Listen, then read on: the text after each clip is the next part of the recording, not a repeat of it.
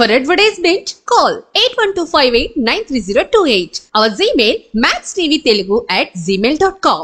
నమస్కారం, welcome to max TV. ఈ రోజు స్టూడియోలో మనతో పాటు ఉన్నారు ప్రముఖ జ్యోతిష మరియు వాస్తు నిపుణులు, అలాగే లలిత అమ్మవారి ఉపాసకులు బ్రహ్మశ్రీ డాక్టర్ నానాజీ పట్నాయక్ గురువు గారు. మరి గురువు గారితో మాట్లాడి మనకున్న ధర్మ సందేహాలన్నింటినీ క్లియర్ చేసుకుందాం. నమస్కారం గురువు గారు. శ్రీమాత్రే నమః. చాలా మంది అంటారు గురువు గారు, నా వెంట అమ్మవారు ఉన్నారు, సో నేను ఏదైనా చెయ్యాలి అనుకున్నా చెయ్యొద్దు అనుకున్నా కానీ అమ్మవారి అనుగ్రహంతోనే అవుతుంది అంటారు. ఇంకొంతమంది ఏమంటారంటే ప్రతి పని చేసిన దాంట్లో నాకు అడ్డంకులు వస్తున్నాయి, అసలు దేవుడు నాకు సపోర్ట్ చేయట్లేదు అనేసి అని అంటారు. మన వెంట అమ్మవారు ఉన్నారు, మన ఇంట్లో కూడా అమ్మవారు ఉన్నారు అని చెప్పేసి అని మనకి ఎలా తెలుస్తుంది అంటారు? తప్పకుండా అమ్మా. ఫస్ట్ ఆఫ్ ఆల్ ఒకటి గుర్తుపెట్టుకోండి, ఒకరి వెంట కాదు అందరి వెంట అమ్మవారు ఉంటుంది. అవును, అందరితోనే ఉంటుంది ఖచ్చితంగా.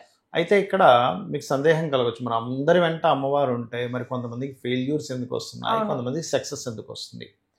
దీనికి మనకి ఆదిశంకరాచార్యులు వారి యొక్క వృత్తాంతాన్ని మనం ఒక్కసారి మననం గనక చేసుకున్నట్లయితే మనకు ఆ సంశయం పోతుంది.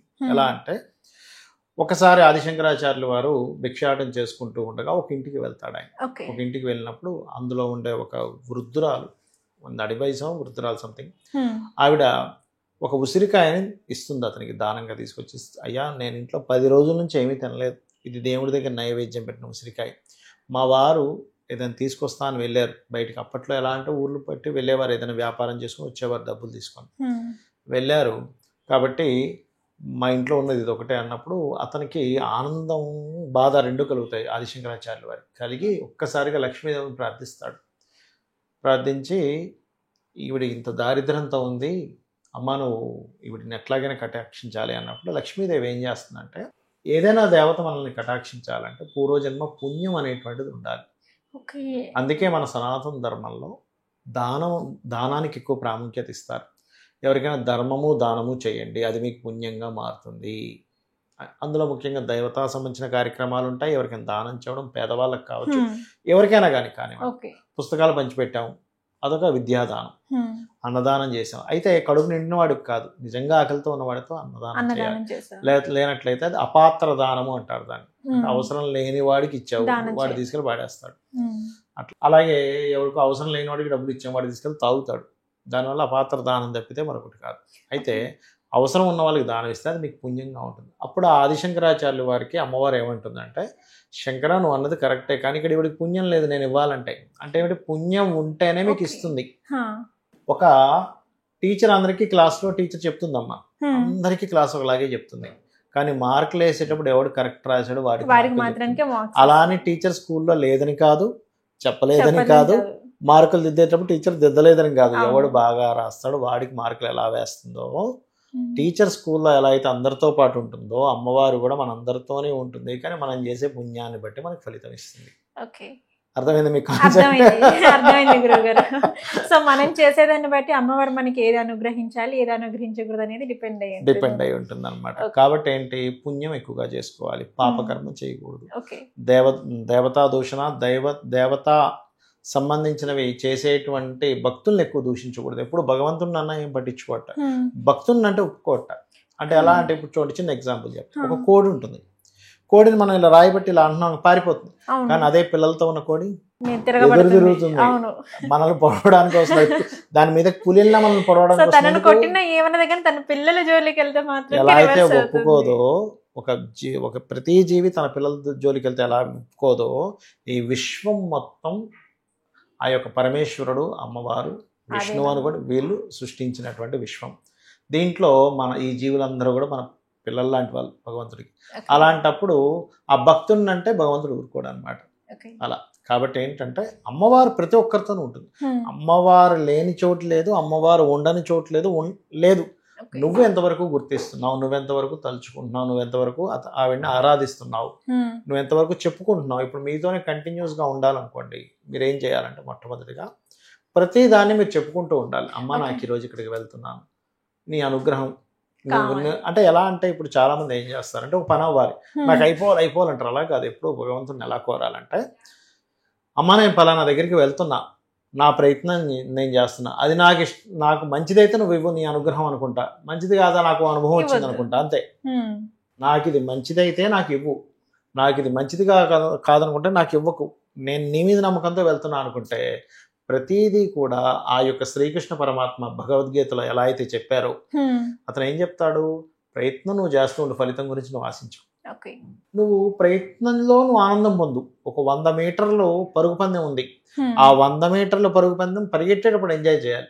అంతేగాని నేను గెలుస్తానా గెలవనా ఈ ఆలోచనతో పరిగెట్టాం అనుకుంటే సరిగ్గా పరిగెట్టలేము మనం కదా. అలా ఏంటంటే మనం ఎప్పుడు కూడా మనం చేసే పనిని భగవంతుడికి సమర్పిస్తూ చేసుకుంటూ వెళ్ళిపోతుండాలి. భగవంతుడు ఉన్నాడు, అమ్మవారు నాతో ఉంది, లోపల ఉంది. మనకి ఉందా లేదా అనడానికి లలిత సహస్రనామాలు చాలా స్పష్టంగా చెప్పాయి. ఏమిటి, తటిల్లత సమృచి షట్చక్రోపరి సంస్థిత అంటుంది. అంటే ఏమిటి, ఈ యొక్క షట్చక్రాల్లో తటిల్లత మెరుపు తీగలా తిరుగుతుంది అమ్మవారు. తటిల్లత సమృచి షట్చక్రోపరి సంస్థిత. అదేవిధంగా సహస్రారాంబుజారుడా సుధాసారాభివర్షిణి అంటుంది. అంటే సహస్రారంలో కూర్చొని అమ్మవారు సుధాసార వర్షాన్ని కురిపిస్తుందట. అంటే అందరిలో ఉన్నాడు ఆ భగవంతుడు, లేని ఇది లేదు. చాలా చిన్న గింజంత రూపంలో ఉంటాడట లోపల.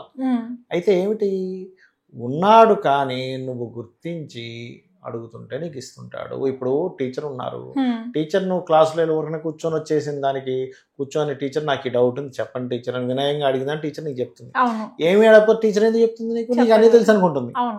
సో అడిగితేనే కదా అమ్మాయిని అన్నం పెడుతుంది అంటారు. అయితే అమ్మ అడగకుండా కూడా అన్నం పెడుతుంది. సామెత ఎలా వచ్చింది, అమ్మ ఖచ్చితంగా అడగకుండా అన్నం పెడుతుంది. అయితే ఇక్కడ ఏంటంటే మనము దగ్గర అవుతుండాలి, అడుగుతూ ఉండాలి, మనం ఆలోచిస్తూ ఉండాలి, తర్కిస్తూ ఉండాలి, ట్రూత్ లో ప్రయాణం చేయాలి, నిజంలో ప్రయాణం చేయాలి. ఎంతసేపు అంటే ఎలా అంటే నిజంలో ప్రయాణం చేయడం అంటే ఎలా అంటే, ఇప్పుడు ఒక వ్యక్తి వ్యాపారస్తుడు ఉన్నాడు, వ్యాపారస్తుడు వ్యాపారం సాగట్లేదు, రోజు లక్ష్మీదేవి పూజ చేస్తున్నాడు, కానీ ఆఫీస్లోకి వెళ్ళి కూర్చొని మన షాప్లోకి వెళ్ళి కూర్చొని రావట్లేదు. ఇక్కడ మీరు అర్థం చేసుకోవాల్సింది ఏంటంటే, పటంలో ఉన్న అమ్మవారే క్లయింట్ రూపంలో వస్తున్నాడు. అక్కడ క్లయింట్ రూపంలో వచ్చేది కూడా లక్ష్మీదేవి అని చెప్పి నువ్వు భావిస్తే క్లయింట్తో నువ్వు ఎంత మర్యాద ఇవ్వాలి, ఎలా మాట్లాడాలి, క్లయింట్ నీడ్ ఏంటి, ఆ కస్టమర్ వచ్చాడు అతను ఏ వస్తువు ఎలా ఉంటే కొనుక్కుంటాడు, అప్పుడు నువ్వు భగవంతుడిని చూసినట్టుగా నువ్వు క్లయింట్ని చూసినప్పుడు నీ క్లయింట్ ఆటోమేటిక్గా ఆ రకంగా వస్తారు. నువ్వు ఎంతసేపు ఫోటో ముందు మాత్రమే పెట్టేసి క్లయింట్ మీద మాత్రం నువ్వు కోప్పడుతూ చిరాకు పడుతూ ఒక రకంగా రెక్లెస్గా ఉంటాయి, నీ క్లయింట్ ఎందుకు వస్తాడు? ఇది భగవంతుడే.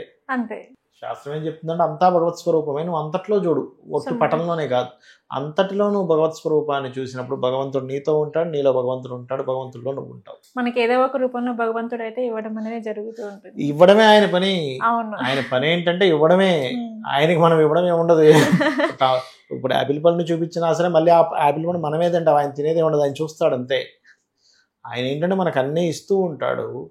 మనమేంటంటే ఒక మాయలో ఉండి ఇది నాది ఇది వాడిది అనేటువంటి ఒక మాయలో ఉంటాము. ఇప్పుడు ఎలా ఉందంటే అమ్మా భగవంతుడి విషయం ఎలా ఉంది, ఒక చిన్న ఎగ్జాంపుల్ చెప్తాను చూడండి. ఫోన్ ఉందా మనది, ఇప్పుడు సెల్ ఫోన్ ఎంత గొప్పది.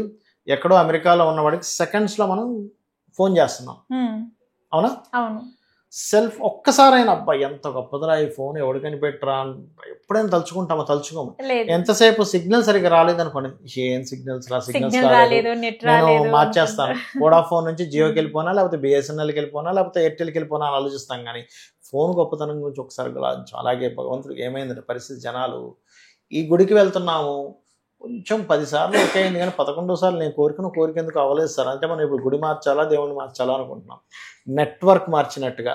కాబట్టి అలా అనుకోకండి, ఫోన్ కనిపెట్టిన వాడిని ఎంత గొప్పవాడు అనుకుంటున్నామో భగవంతుడు ఎంత గొప్పవాడు అనుకోవాలి. ఓకే గురుగారు, అమ్మవారు మన వెంట ఉన్నారు అని చెప్పేసి మనకి ఎలా తెలుస్తుంది అనే దాని గురించి అయితే మాకు చాలా చక్కగా వివరించారు. ధన్యవాదాలు. శ్రీమాత్రే నమః.